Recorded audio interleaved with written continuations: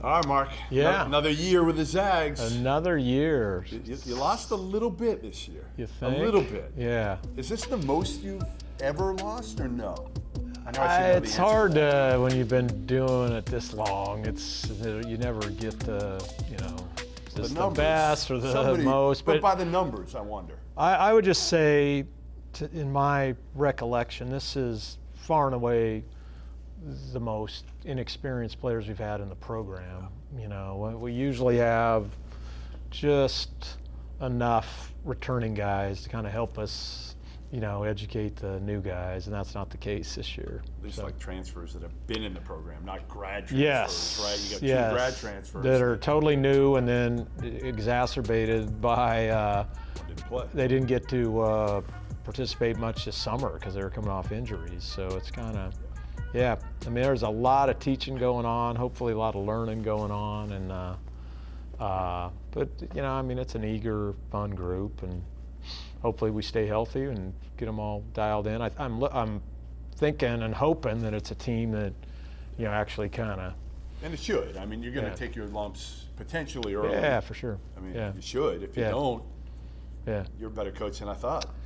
Well, I don't know about that, but that means that they assimilated stuff quicker and all that. Gonzaga celebrates another championship in the West Coast Conference for the 6th consecutive year and the 17th time overall. So 21 for 21.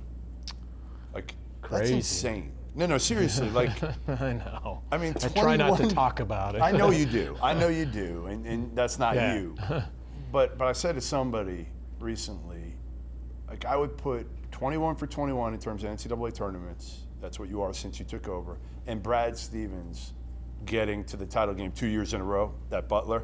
Yeah. I would put those at two of the most remarkable, certainly of me covering the sport, maybe ever.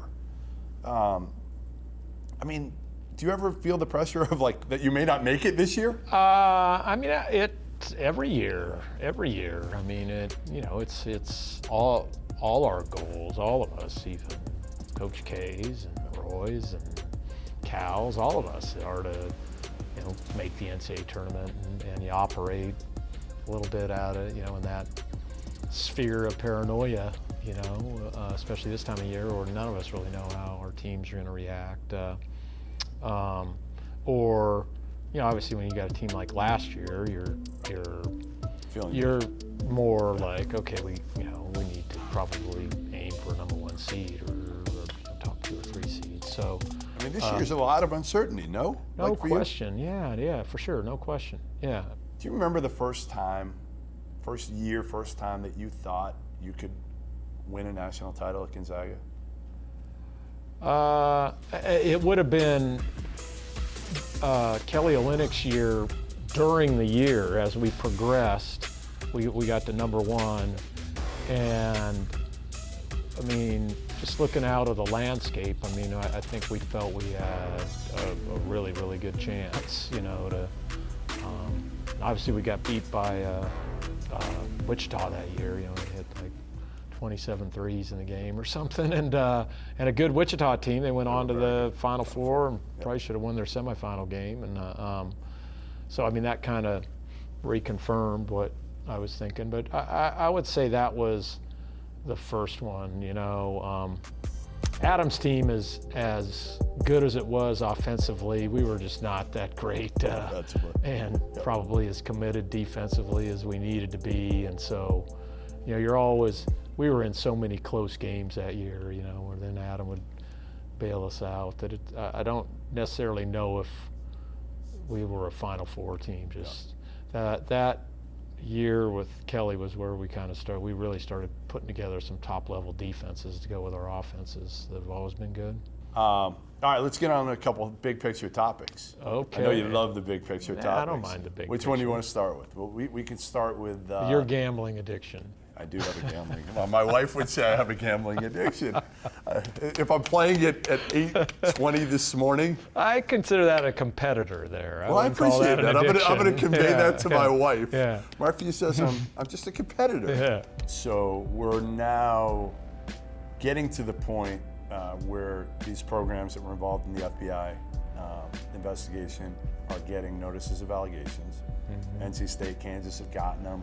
Other schools are going to get them soon. I mean, they're going to come soon here. How much do you think the penalty has to be severe in order for guys to get scared and change their ways? If it's not a severe penalty, if it's a 8-game suspension for some of these programs and their coaches, will that change anything? I would say no, and I think both the Rice Commission and kind of everybody has agreed that, you know, one of the things we have to do is make the penalties so stiff and so, you know, damaging that people aren't going to do that, you know, and schools won't do that. I think probably, you know, the alarming thing is just the administrations, you know, and how they have just kind of taken a step back and just decided that they're not going to step in and handle this stuff, and actually, you know, they're going to fight the NCAA and all that. And again, the NCAA is a member organization, so. These are some of your friends. Yep. How difficult is that for you? Because you have been outspoken. One of the few who's been outspoken about this. Yeah, again, everybody's got to get their own facts and everything, and I'm not privy to all the facts and all that, but I'm just saying in general, I think in order for us to get right, the penalties have to be incredibly stiff, and not just on the coaches, on the entire schools, and there has to be postseason bans involved. And I think the biggest thing is they have to be, you know, they got to quickly turn these around, you know, so, and NCAA and quickly turn these well, around. you know what, just like name and likeness, we got to keep evolving. Right. And I would say we have evolved on that way, and we got people working on that, and you're right, it's a huge organization, it's a slow turning wheel.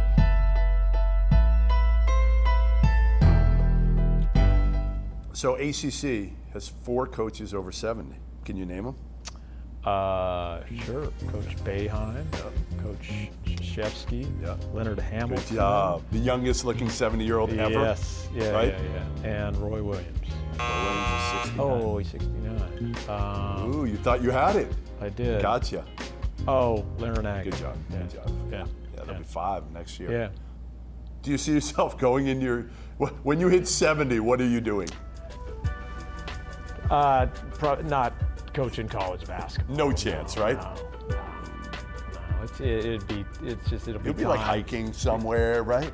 Yeah, not hiking, but fishing or yeah. You still, listen, you got to take me fishing. I know you don't want to. Yeah, I understand you want no part that it's your relaxation. Yeah, it is, it's. But like, just, come on. I try not to do charity work, man. I try to Just do my once. charity work in other areas and stuff. You can look at it as a teaching experience. Well, I appreciate it. Another year. Yeah. Coming around the corner. It is. Thanks, Mark.